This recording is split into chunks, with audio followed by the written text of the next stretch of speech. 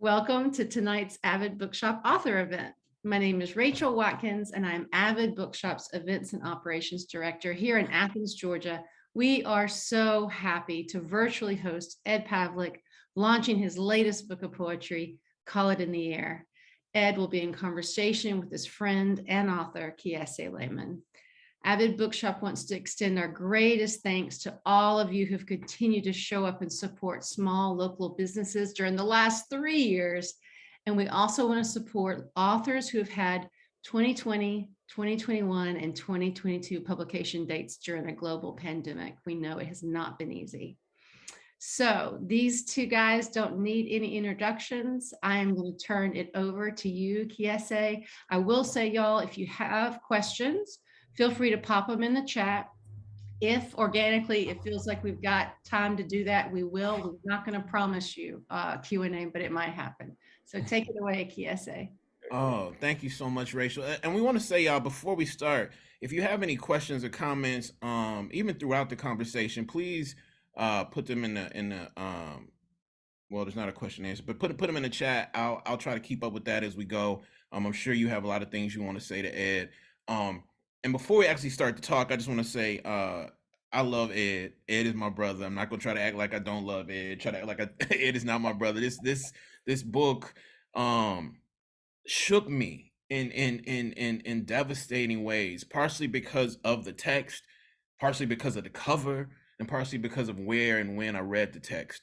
So I want to talk about all of that, but I thought this particular book is the kind of book that I think we all need to hear a little bit before we start to sort of mix it up. So Ed, would you mind like giving us a little bit of reading from this masterpiece, fam? Yeah, no, absolutely will. Well, thank you guys, and Kiese, man, I love you too, and thank you for stopping on the road to do this. I wish we could be together doing it, I but know, me it's too. all right. This will work. Well, without any descriptions or introductions, let me just, like you say, to get the sound of the proceeding in the air a little bit, I'll read a little bit. Circa 1972. The night's a blue spruce in my room. Dawn in my bed comes on green and silver in my mouth. You come in various ways. You come in the middle of a dream to tell me about girls who eat their brothers. You tell me you have a friend no one knows about. She's white as chalk, veins slide across her bones like a tongue moves in moonlight. You tell me to picture it, thin blue worms under my skin.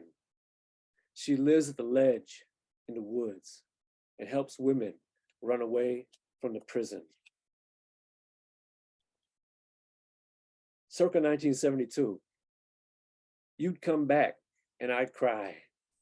Your eyes look like two Zippos held open above me. You say your eyes are the frayed ends of empty sleeves. You muffle me. You say death and the flame eyes change colors. You say death is a thing that happens every time your sweat touches someone you don't know who you're supposed to know. You lie down on top of every inch of me and tell me there's nothing I can do. You say people change every time they leave a room. Oh, Okay. it's a little bit. It's a All little bit. right. All right, let's get in. And like I want to talk about this book sort of the way I like to talk about books. I think books began long before we write them, before we start writing. I think that the physical, like the art object, um sort of begins by who gives you the book. That's why I think booksellers are so important. A lot of times people hand us books. I think that shapes our memory of books. But this book particularly, I wonder if you could talk to me about how important it was for Call It in the Air to have Kate's art sort of wrapping itself around Yeah, your words. yeah, yeah. Well, that's that's the Ooh, ooh. um and even, like even just what I read just now, those two little pages, there's a lot of terror in the book. It's a lot. Um, a book about my sister who was an artist, who was a painter and a sculptor and a photographer and an actor and whatever else. Right. But you know, so to have her, one of the major like motivating factors of the book, one of the main things that led me to finally publish this book was really to put her work into the world, into the public world. Yeah. Because she was an artist, a very kind of mystically, strangely talented artist, but she wasn't the kind of artist that markets her work. Right. Right. It wasn't Right. that kind of thing at all. Yeah. It wasn't enough for her. Making art wasn't a thing that was different enough for her from just living and breathing to think Yeah. about the things that artists do to Right. publicize their work and to circulate it and to make it public. So part of it was just about that, when to think Yeah. about this book was to say, wow, I could have that piece on the cover, which is, a self-portrait that she painted that I found in her stuff when she died. And the back piece is the back. It's a front and back piece that she painted. About double this size, I think, Yeah. and it was in her stuff and it on a piece of card, like a cardboard almost. And this was the front and that was the back. And we can go into that more, but so that was a big deal. That was a big part of it in a way. Yeah. Yeah. It feels It's a scary picture. I mean, that's what I want to ask you, man. Like, you said it's like there are parts of this book that if you experience this book, and I hope all of you experience this book, that are definitely terrifying, right? And I think terrifying we often associate with terror when we're not thinking or when we're thinking too much, we associate terror with horror. What's the difference for you between terror and horror in this text? That's an interesting question. Well, I mean, when I think of terror, I think of a kind of helplessness. Yeah. And, in a way, my sister taught me that. Right. Because she was, she left home when she was 13 and I was 7 then. So from those 7 years, she was really, really a scary thing to be around for a little kid. Wow. Yeah. And she was very loving and very gentle, but also could be very creepy. And she was very skilled at this. And so she would come in the room late at night, and she would be in there and we went through all kinds of stuff in that space. And I think, I don't know, like that might be kind of the things that you originally become afraid of, that teach you what it is to be in that kind of abject state of terror. Yeah. And for me, that wears my sister's face in a way. Yeah. And then it was the early 70s and it was a spooky time, in all ways, in all kinds of political ways and cultural ways. And, the Exorcist and all these exactly Night Gallery, all this weird. And for me, like, none of that was that different from growing up with my sister. I didn't really have it as a little kid. I didn't know exactly where all that began and ended. Right. Yeah. So, and then on the other hand, horror, I don't know. Yeah. That's a good answer. There is something that's horrifying, but terror is a thing without object, without subject in a way. Yeah. The horror genre elements to me come in with like outside people, like the outside people, the hospital staff, like the sounds of the real world, that phone number on that fucking picture, fam. Like, listen, but I also think you have done this incredible work of situating yourself as the younger brother who, your sister sort of knew you before you knew you, right? In some way, you see your sister becoming this like artist / artist / artist / whatever, like lots of slashes, but then you also see and feel her pass, right? And I'm interested in like I'm interested in what point in this process did you realize that the direct address, right, directly addressing Kate, was what this art actually, what your relationship artfully in this book needed? Like, can we talk about that direct address? I think I've used that a lot in my work. Yeah. In ways it's not always clear who the you is Right. in lyric poems, especially. But in this case, it's very clear. Yeah. Uh, that was just the only way to do it. There was no, I don't even remember even, thinking about that. It was just, Wow. I need to sit down and write this. This was written, the plot of this book is basically 36, 7 years old, and I get a call from Denver. I'm in New York. I'm in upstate New York. I get a call from Denver saying, your sister's in a grave condition. You need to come here. I flew to Denver, and my sister was in end-stage liver disease, so end-stage liver failure, basically, which is no coming back from.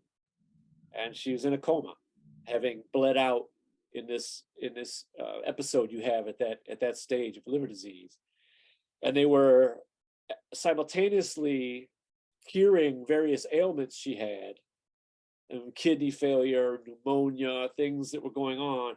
Meanwhile, at the center of it all is this liver that's not coming back. Right.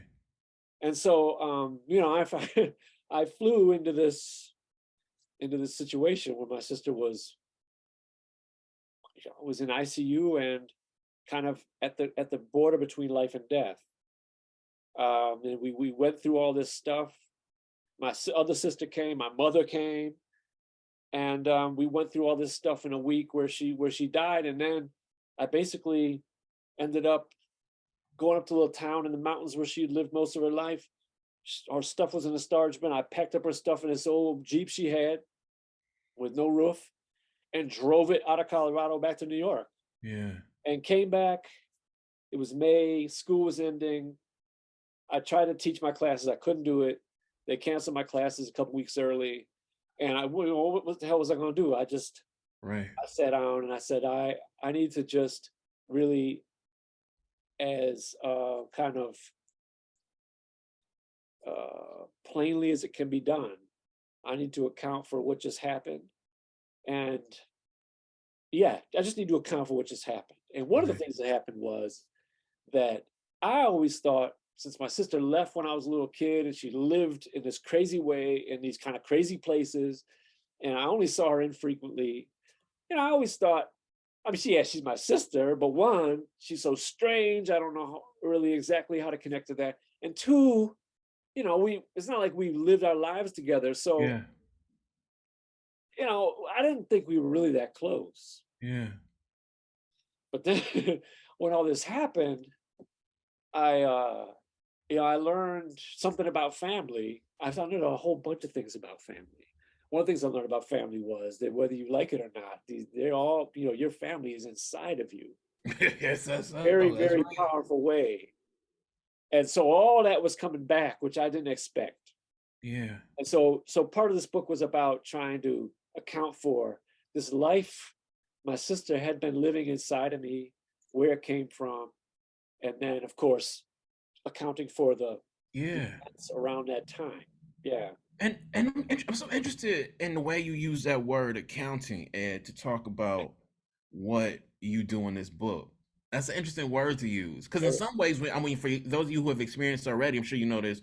And those of you who are going to experience it feels like the antithesis of accounting, because it's so lush, it's so intimate.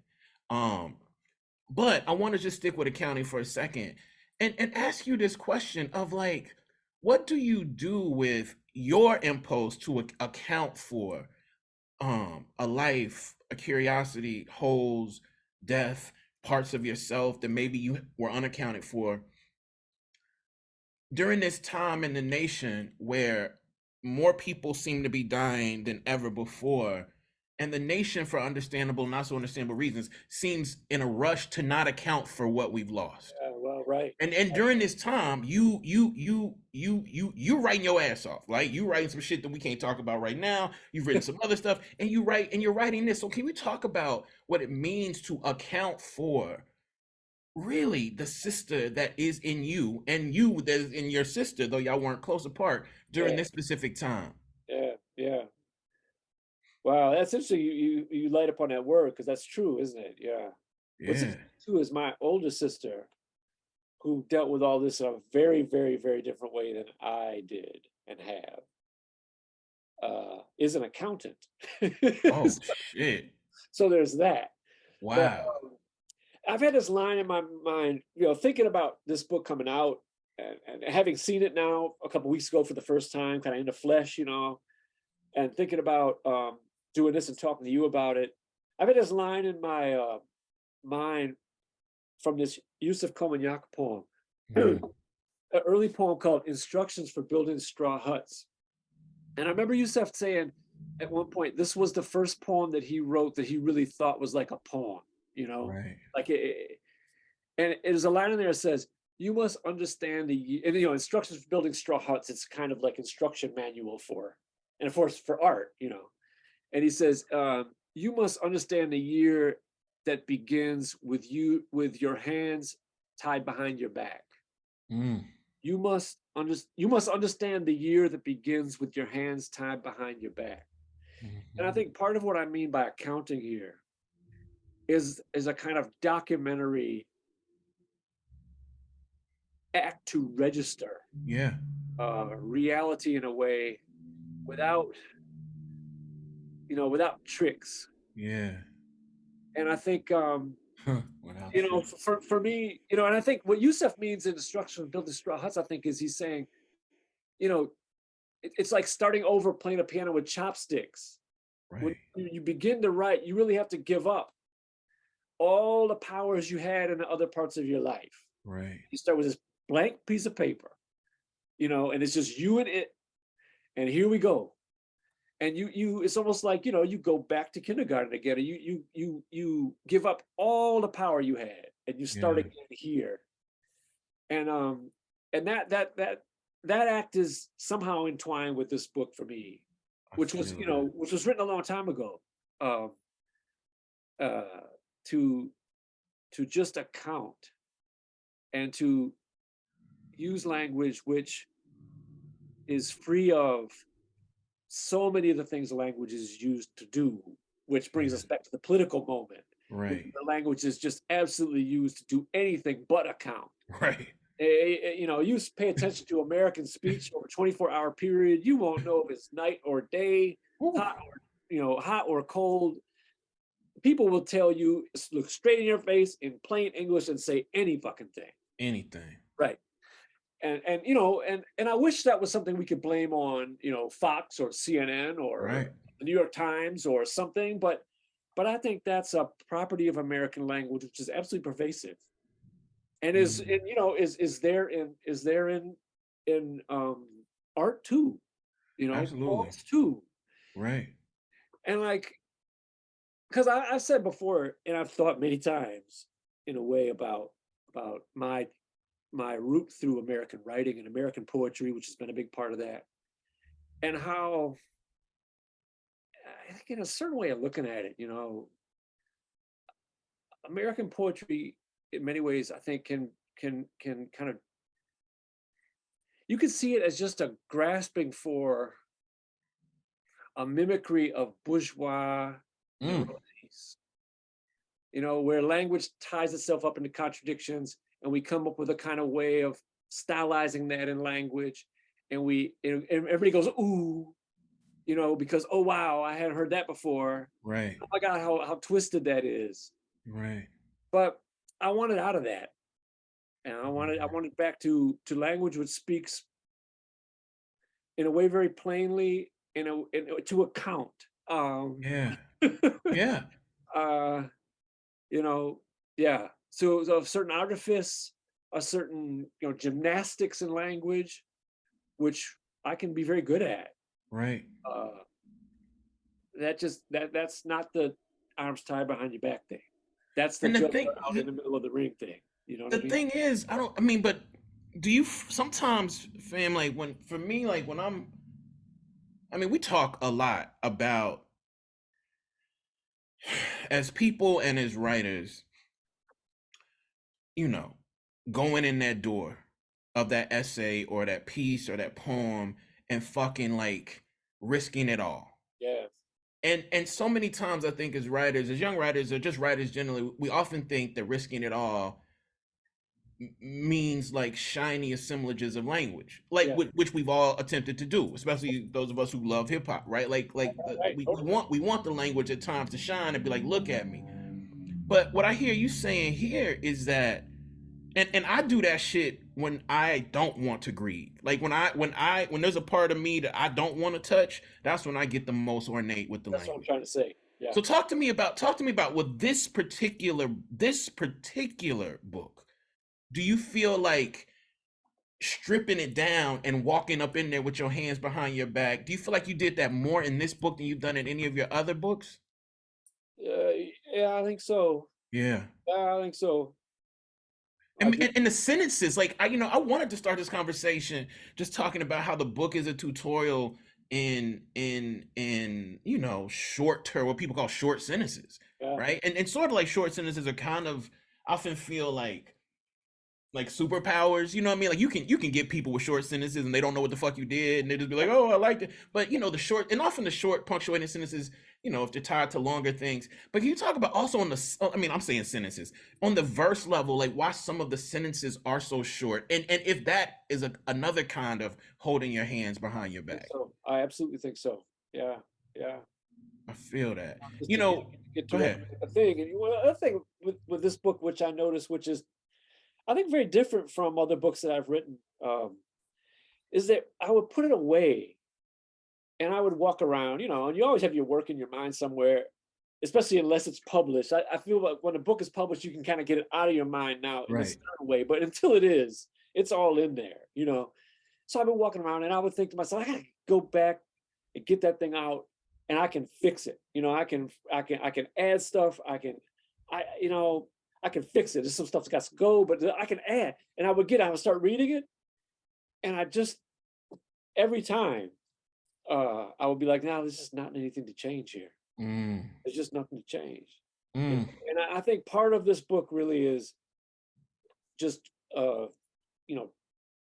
chained to a certain interval of time, a 6-8 week period in the yeah. summer of 2005 when this was, just so fresh and raw. And, all I could do, I was talking to this guy a couple of days ago. I was saying, my dad's a bricklayer. If he was in this position, he'd have built something. He'd got out there and built a shed, or he did that. But I don't want to do that. So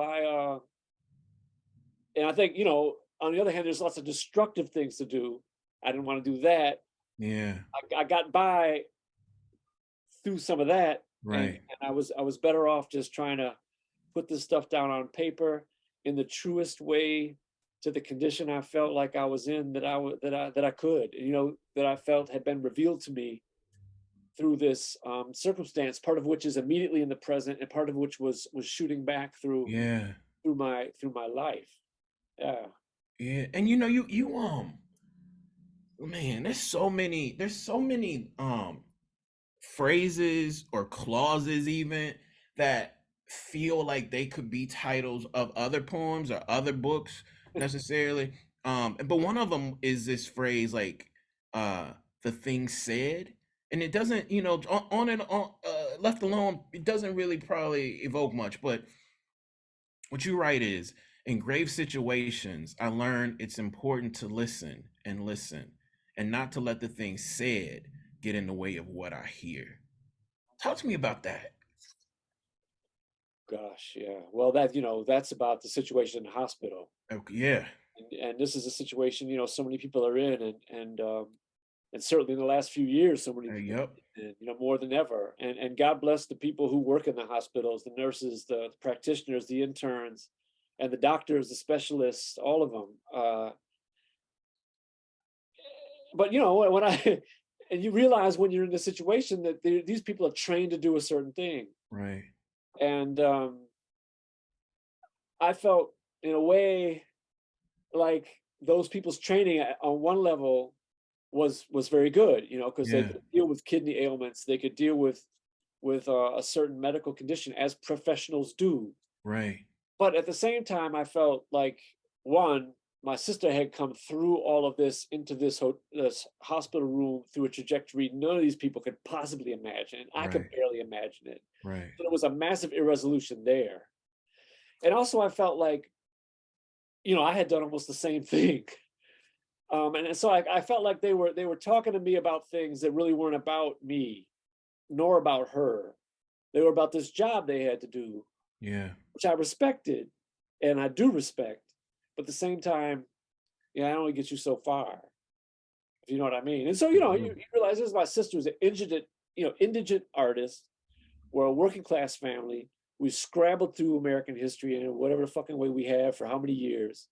And now we're here with these doctors, man. You're here with these highly professional, highly educated people that are probably coming from a golf course. I don't know where you're coming from, where you're Right. going to, but here we are in this Right. room to talk about this impossible stuff. And so Right. I tried to in those parts of the book, I tried to account for that irresolution between, Yeah. we're all here to deal with something which is possible. We got to work together, which can't be done. Yeah. But I get it, I get it. I get you and you and you. You're not talking to me. Yeah. Hey, we're not really talking about her. Right. Could, but okay. And now some totally impossible decisions have to be made. Yeah. And it means so much to me, fam, like that, like professionalization and the sort of the sort of stilted, distanced way professionals have to talk to everyone, Right. right? And that's Including respect. professional teachers at times. We're conditioned to, like, listen, you can't, if you come in there leading with your heart, you're gonna have a lot of senior professors being like, you gotta calm down, you gotta, like, You have chaos in the classroom too. right, right. You gotta pace yourself. But I'm interested in, like, the professionalization, because we talk so much about Baldwin, and I think about, like, the way this book is written. And I don't want to say, I don't want to say things that I can't substantiate, but it seems in some way like the artist, maybe the literary artist, but definitely, yeah, it seems like the literary artist on one hand is pushed to consistently push back against professionalization, while while literally attempting to professionalize themselves, because the shit we do is hard to eat off of, right? Right. So I'm interested in, like, that tension of Yeah. how at once this book, I mean, it is a professional book. Yet if you've read a lot of Ed, this shit is doing something different. And I don't want to say it's not professionalized. I think it's uber stylized in, like a soulful way. Yeah. But I'm interested in whether or not, like, the professionalization of the writer ever got in the way of the crafting of this book. Yeah. I mean, that's so important. And we need professionals. We all need a professional in us. We all Right. need professionals around us. I'm getting on an airplane, man. I want them to be. That's right. That's what I always come back to, dentists and That's why I airplanes. don't fly. That's why I don't fly. I don't trust Whatever them. you're going through in life, just in 2 hours, get back to it. But until we get to Cleveland or whatever, Right. just need to land the damn plane. So there is that, and that's part of the modern world, and that's part of the terror of our lives too. Yes. And we can't resolve that, but it is real, and that tension between, and for art, the tension between the amateur and the professional, Right. the craft person and the Right. professional. Those are very different things. Right. And so, I come out of a, work class family. I come out of a kind of a trade trajectory, Yeah. not craftsman and not Yeah. professional, but tradesman. You have a Yeah. skill and you can make it happen. So that's part of where I'm coming through, which is hard to place Yeah. in the contemporary world, especially when you get into academics and whatever. But Right. so there's that. And the other thing is that in thinking about all this and working through this book and stuff, and thinking about my sister, who was a really interesting case in that, and this has become a kind of strange cipher in my mind in a way. Because she, my sister, if she told you, look, I'm flying home, come get me at the airport, it was more, my people who have come with me, my wife, she knows it was 50-50. She was going to end up at that airport, or you'd be getting a call. No, it's St. Louis. You know, she would end up in the wrong town on that plane, you know. Right. So there's a massive level of irresolution in her life. And I've known other people. Billy Vago White, I know, one of my great and beloved friends, he was very much like that. You leave Right. alone in your house for 48 hours, man, you come back, and God bless him, it would be a disaster in there. Chaos, right? Just this propulsive irresolution, this anarchy, this chaos erupting. So she had that and that and that. But at the same time, if you leave her alone in a room with whatever, some scotch tape and a spool of yarn or whatever, you'll come back and she would have made a absolutely realistic replica of a mouse or a person or a plane or whatever crossed her. So inside that chaos was also absolutely empirical, very, very precisely empirical sense of reality. Right. And I don't think those things are accidental. Because I think most of us keep it together and keep stable, keep anarchy and chaos at bay through conceptualizing things, abstracting the world. And that's how we keep control. We keep intellectual control through concepts and ideas. And that's always intention, as all artists know. Any kind of artist knows that's intention with the immediate world of sensory life. Right.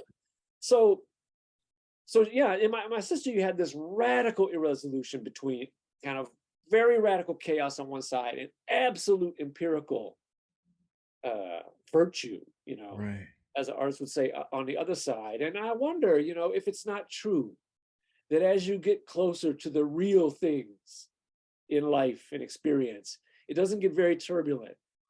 That those things are made of turbulence. Yes. And I think it's no accident that those things went together, and we all have that sliding thing in us. Right. When we meet people, you get a feel for where people are on that. Yeah. And my sister, for most of my life, was just kind of strange and weird, and we would see each other whenever. But as I got more and more serious about what creative life was really about, my 20s, it started to dawn on me that inside of her, the fantastic foibles of her life was a very, very serious proceeding going on.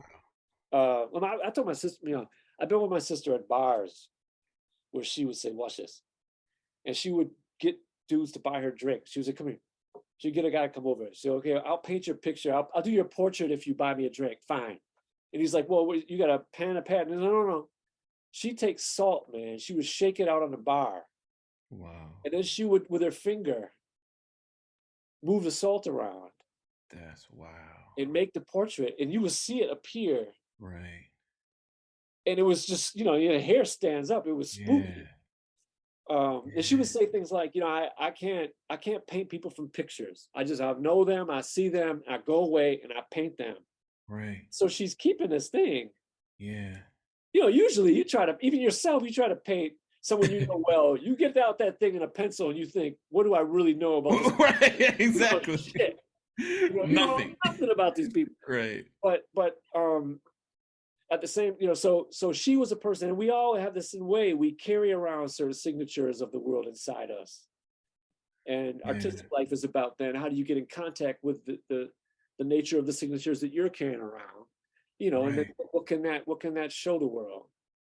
And I feel like so often, Ed, like, we talk about language and stuff often, and I mean, I think even calling this a book is a failure of language, but whatever, we fail in language all the time. So I'm gonna call it a book just so people know what I'm talking about. But I'm interested in what it means that in this art assemblage, in the book that you wrote, it feels like a few months ago, probably longer than that, about your correspondence with Adrienne Rich. Oh, right. It feels like you have, because you wrote this a long time ago, but it still feels like you find a utility and meaning in sitting in like the soulful, fleshy accounting of relationships. Yeah. right? And I would also say reading your work, eyes. But I want to talk about relationships. I, Eyes. I think you do some interesting stuff with eyes. okay. But relationships. I wonder, can we talk about like if there was any similarities in the Adrienne Rich, um again, I'm gonna call it a book, and this book, and I'm not saying that there are, they weren't, but I think we have to talk about what it means that you created both, and Yeah, they're both sort of about relationships with amazingly complicated, differently complicated people, no women. doubt. Yeah, Well, Adrienne's in this book. yeah, I don't name her, but when I say my friend read this book and told me go where it takes you, friend, but I'm not talking about therapy, friend. right. And I say later, I say, that same friend wrote a public piece about things like this, talking about women that cleave to their lives are treated as if they're insane. That's Adrienne Rich from the Some Notes on Lying, Yep. Women in Honor, Some Notes on Lying pamphlet. So Adrienne's in there, and she read the book, because the manuscript years ago. And actually, when my sister was dead, and like I said, I drove back to New York with this like Beverly Hillbillies thing, I had the Jeep all packed up with her stuff. And I was like, given, because my wife was like, "Look, you're not bringing all that in his house." Hold up, Like, hold up. that's enough. So I Right. actually sent Adrienne her my sister had made a cane uh out of with clay and wood and some wire and stuff. She had sculpted some stuff, and I see because Adrienne had she used a cane Yeah. around her house. She was a walker in public, but she used a cane around her house. So I sent it to her in a box, uh, and she said, ergonomically it's not the best, but I keep it. So and we would talk about that about her. Yeah, they didn't know, they never met, but they did kind of know each other in a way. So those things are really connected, really Yeah. connected.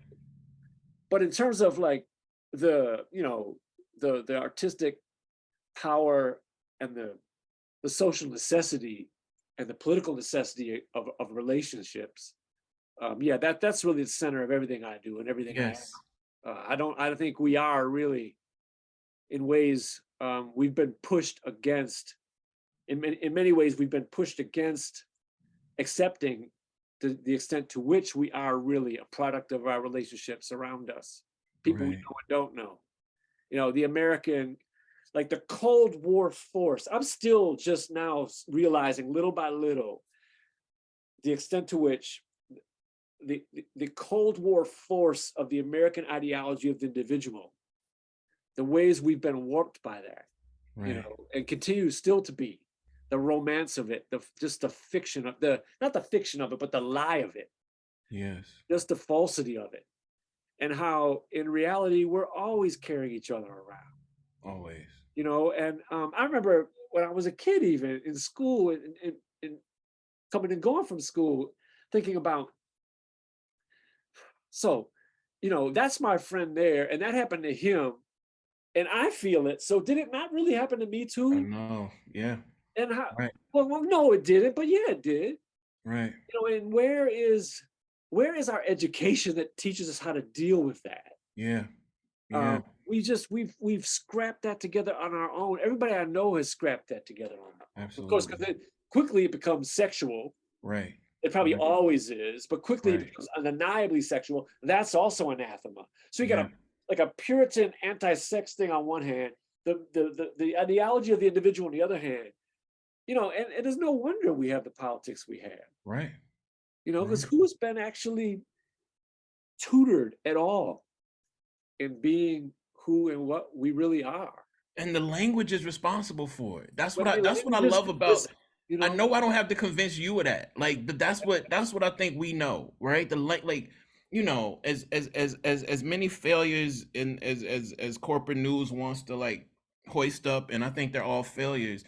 One of the failures of our society is that we never talk about the failures of language, Yeah. right? And not just the fucking hardcore right wingers, but I think reading this book and actually passages. I mean, I think passages that encourage you to reread, one for clarity, but also for the sensory feeling of the experience of language. I just think those sentences or lines are so important at any time. But for me, more now than ever, I just want to read a few of those sentences, and I want you to talk me through the crafting of this particular sentence. It's a shorter sentence, but there's so much happening here in terms of dissonance, in terms of contrast. Light is a murderous lie, you write, about the bottomless weight of the dark. Right? Light is a murderous lie about the bottomless weight of the dark. Do you remember you writing that sentence and how and where? Talk to me about it. I absolutely do remember that. And also there's a Thelonious Monk quote where he said, "It's always night, or we wouldn't need the light." And I think, somewhere I think I had that in mind with that. But yeah, just that idea of dualities. Yeah. Yeah. One is the other. Yeah. And they're interfused. And so when you're talking about this and not that, and that and not this, well, and that's how language works. Right. Say one thing, you can't say the other thing. And I mean, that's why singers exist.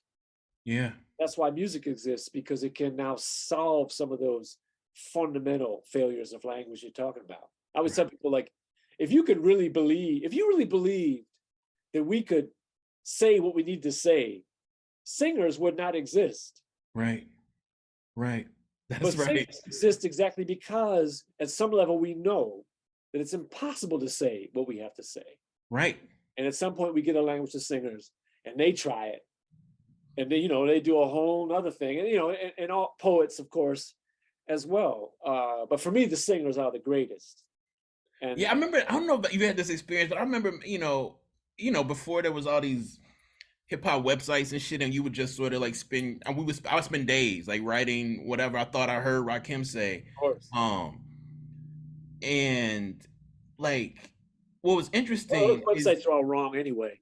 Right. Oh, those websites are terrible. I mean, those websites are terrible. But I'm really interested in this idea of like what you then do as a writer, like, right, who's not there to sing the verse or the sentence with someone. And I want to read this section that feels sung to me, right? But it's not sung. Right. And you're playing with dualities and whatnot here. But what I really also want to call out, fam, is like, and this is me, I'm sure, and imposing shit on the text that you might not want, or maybe you did, but like, I just think this title is literally like, there's some shit I wish I would have stolen, because, call it in the air is so important. One, because it assumes that something's going to drop, something's going to land. And like, so it made me sort of pay more attention to the ways call it works throughout the text. And here we're gonna see interesting usage of it, like just the way you use call it. Okay, so you write, "You torn the windows out of our house. I'd grown up in the shattered remains of an attempt at something, an empty yard. Today, I'd call it American whiteness. You destroyed it before my eyes, before it had a chance to exist, at least for me, in me, at all.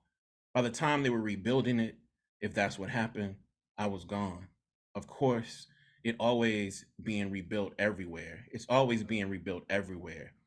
But that never be home to me." And that's so Baldwin. But can we just talk about that? I want to talk. I mean, I want you to talk to me about the sound of that, where it lands, and how and if you were terrified at all to write that passage. Yeah, well, definitely scary. Well, I'm trying to account for a crazy thing with my sister destroyed our family in a way. She made it so painful to be there that everybody just said, we can't, Yeah. And also, when your 13-year-old daughter is in LA and won't tell you where, by the time your son is 13, if he comes home once a week, wow. Yeah. It's all good. So my sister, she really did, in literal ways, liberate me from that's real, from a kind of parental supervision, which wasn't going to be really too easy to come up with in my family anyway. But whatever vestige of it would have been there, she canceled. So she liberated me from whatever design that family would have had for me. It didn't happen, and then I ended up, basically in my teenage years. The houses we lived in were basically empty. So I was just elsewhere. Yeah. I would be at open gym, I would be at the bus stop, I would be at the arcade, or I'd be at friends' houses. Right. And so I grew up in that way, far beyond the house, the place we were living, in whatever time. And Yeah. in a lot of ways, I think that has to do with her. Right. Uh, Not totally, but in a way, for sure. Yeah. That's amazing right there, actually. And that whole thing about the murderous way to the dark. Yeah. I think about it, man. Like, if I'm driving now, I'm 55 years old. I'm a grown man. I got credit cards, a cell phone. And if I'm driving now and my car breaks down at night on the highway, I'm scared. Right. Like, if I had to walk a quarter mile from where my car broke down to the gas station Right. along the interstate at night, I've done Right. it, man. It's like, what's in the dark, like right over Right. here? I'm Exactly. scared. You get past the headlights, who's coming on the road? It's terror again, And I think about my sister, 13 years old, out on the highway. Not a credit card, not a phone, Nary a credit card. nothing. Waiting for whoever coming on the highway to get in the truck. Wow. And Yeah. she's like 5'2", this little tiny child Yeah. out there. And I love how you do that in the book too. You keep reminding us of how small she she's is. tiny, yeah. Yeah. And then when she was even tinier. She almost Right. looked like a doll. But her, and she like little tight clothes, Right. little half tight thing. And so they were like, her Yeah. her shirts were like almost like doll size in weight. Right. But yeah, that idea of my sister and the night. She used to come at me in the night, and then I think of her in the night. And then we spent some times in Colorado. I wrote about with her Yeah. out in the Jeep, out in the mountains with the high, because between Salida and Leadville, where she lived, Leadville is the highest incorporated American town, Mm-hmm. 11,000 some feet. Salida is about 8,000, I think 9, maybe 8. And so it's high territory, and Yeah. at night, that mountain sky is so open and so dark. Right. And that coldness in it is different. I think about her in that space in that night. Mhm. It's almost like outer space in a way. It's Yeah. almost like being in space. So I think that's part of beautiful. that. Try to recapture some of that Yeah. You did that. You did radical that. exposure of it. I Yeah. wanna make sure I get some of these questions in here, but I have one more. I have last Thank you for one or two bringing up things I that want to get to, but I want to make sure we get so Evan King says, I'm sorry for your loss, Dr. Pavlić. Healing isn't linear. I'm sorry. How has your process of healing through this changed the future of your work and art? Yeah, Evan, it's good to hear from you, man. I hope we cross paths again soon. He's in my class last year. Okay. Process of healing. Well, when, for better or worse, when this all happened to me and I wrote this book, I thought the thing to do with pain was drill to the very bottom of it. Right. And so that was part of the journey there. And I'm not sure there is a bottom in that, and I'm not sure I would recommend that approach, but that was what I knew at the time. So that was part of that. You can't. You got to get out of the pool through the bottom of the pool. Yeah. You find that thing at the bottom and go out that way. And that's a lot. But I think there are things that can be learned along that route, which can only be learned along that route. Yeah. And I think in a way, because we're talking about death is the ultimate thing in a way, and it's a family and this sister, who was so uncountably present, but also very distant at the same time. I felt very, very afraid of the feeling of trying to evade one or another thing. I feel that. If I could feel it, I needed to go at it. Yeah.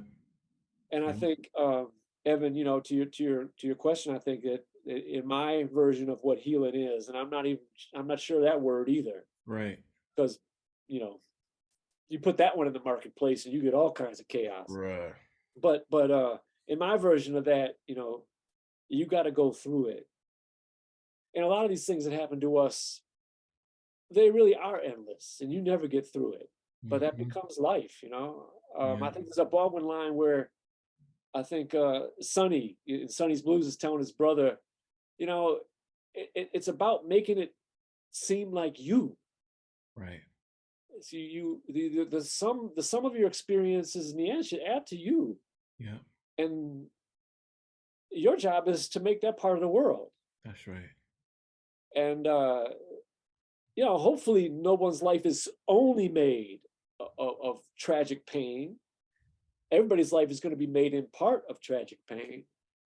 And I think if you can keep that alive, as well as the other valences of your experience, the other energies coming at you and from you, you can you can become yourself.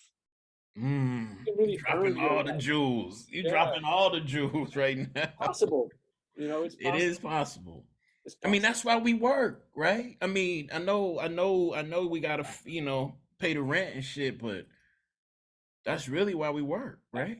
yeah, Especially, I'm thinking about what you said earlier about finding your sister inside of you and finding you and finding inside of your sister, yeah, right? Without having the tools of yeah, um medical professionals. So yeah. Amy Gaborel, I'm not doing that name justice, That's all right. says, uh, how have your previous works led up to Call It in the Air? How have your previous works prepared you to write this deeply personal piece? Right. Well, that's interesting because you know, in a way, it's the other way around. Mm-hmm. Um, but certainly the work I've done over the last 10, 15 years have made me able to understand this thing, you know, this book, and made it in a way possible for me to release it and make it public to the world. Uh, Right. when I did it, I don't think I knew enough, I had been through enough to kind of coexist with this book in public in the world. I feel that. And so, in a way, it's a reverse. Yeah, You know, as Evan said, healing is not linear, and either is an artistic career linear. You know, that's real shit right there. these Yeah, books, these books we write and publish, and the books we see written and published, the movies we see come out, they're written and produced in all kinds of scrambled timelines. yeah, You know, yeah. one of the things that's really interesting about really studying the career of an artist is to really figure out what that timeline really was, not the rhythm of publication, which is in some ways arbitrary, Right. Oh, that's right. but the rhythm of actual creation and living, and how what was going on, you know, in that life, in that career. I've done a lot of that with a couple writers, and it's worth it. Yeah, But it's complex, so it's a good question. it's This was, so I think, comfortable. in reality, I would say my third book. I think it was the third one that I That's wrote. amazing, I bro. think it was the third one I wrote. So it prepared you in some way for what we got after it, in some way, I mean, and the person we got after it. I Yeah, survived. Yeah, yeah, you survived, right? yeah. I don't think there was a way. For me, I don't think there was a way past this Yep. without writing it out. You know. Okay, I want to get these last three in because people came here to hear from you. Elizabeth Cunningham Hey, Elizabeth. says, so glad that this book is in the world, Ed. I wonder about the form of the prose poem as a container for grief and for the unaccountable. How do you decide on the formal qualities of a particular work? As in, for example, let's let. Yeah. Wow. Well, yeah. Elizabeth. Yeah. I don't know. Do I decide it or not? I think it's a lot of experimentation just on the page. Really, in this particular case, with Call It in the Air, I wrote it all out, just continuous. Mm, I remember about what, I don't know, 25 pages straight down. Some paragraphs maybe, but single space straight down. straight down. And I was telling this reporter a couple of days ago, Andrew, great dude. We were talking. I told him I gave it to a couple of people to read, and they said I couldn't breathe. I really couldn't breathe reading this. And so I said, "Oh, okay, let me go, and I'll just take each of these paragraphs, really, you know, and give them their own space, Yeah. their own page." And I was able to isolate things like that. I did a lot of work in the first decade of the 2000s, taking things and and breaking them up onto more and more Right. pages, give them space, and they would grow into that space, kind of like you repot Yep. a plant, you know, it Yep. grows. Yep. I did a lot. I mean, more than you can possibly imagine. Hours of sitting there and unpacking prose into separate pages, Yeah. to isolate, because I was not a good prose writer. I would get all tangled up. Oh, And so one wow. of the things I could do is I could isolate, you know, one paragraph on a page, and then just look at that, Yeah. get the rest of it out, and just look at that, and I could begin to actually, you know, get it together. Yeah. Yeah. So that's how the form of this book came along, and it was a few of my books like that, actually. I love I that, just man. separated out on the pages. I love how you doing this. This is a tutorial for all of us. All right, okay. Lamont Jones said, Ed, it's beautiful the way you say my sister. I just want to say I agree. The great Sabrina Ora Mark says, instead of a book, we can call it the face that keeps rising from the salt. Right. All right, and then I just want to make sure you get there. Okay. Is your writing about intimate family histories affected by how your family might perceive how you tell these stories? That's from Miriam Dalakian, Yeah. I hope. I don't know if I know Miriam or not, but yes, it is. I've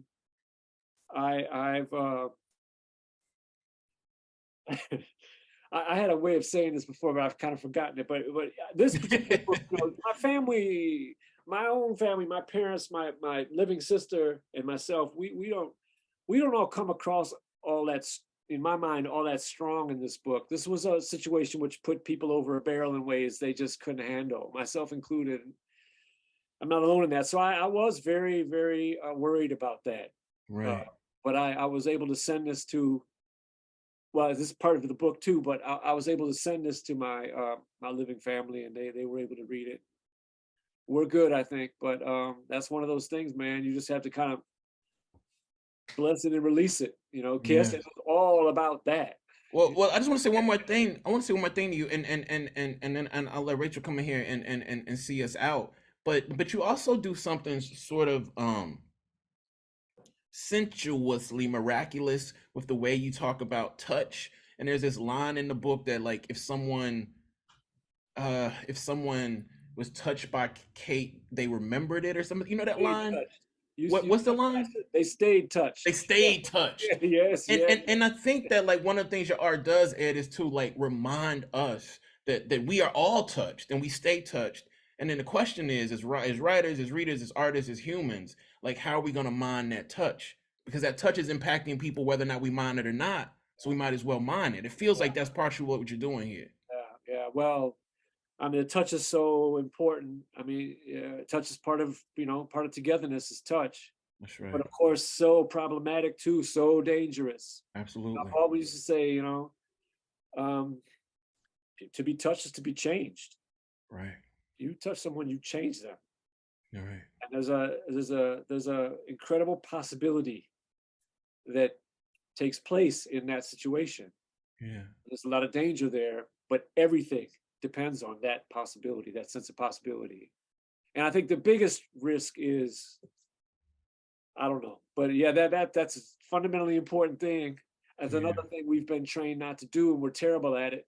Right. So, even though I think, as you know, you and I have talked about, basketball is a great laboratory for developing touch in all kinds of ways. And I'm thankful for that, but really thankful for you, Kiese, meet me here, talk about this. Rachel, Luis, Avid Books, Milkweed Editions, and everybody who came out to spend some time with us. Thank you so much. Thank you. Yeah, Thank you, absolutely. Oh, thank you. This has been amazing. This is not our first time to host a conversation between Ed and Kiese, and every time it's life-changing, and I am so honored to be in the room with you guys. So please remember, you can support both of these authors by buying their books from Avid Bookshop. We ship nationwide, and I love to put both of these guys' books in people's hands. It's a privilege to be able to hand sell their books. So our website is open all night long, all the time. Feel free to jump on and buy a book right now from both of these guys. And just thank you so much. I really appreciate y'all's time. Congratulations, Ed, on this book. Thank you so much. Love you, bro. Talk to you soon. Okay, man. Talk to you soon. Peace.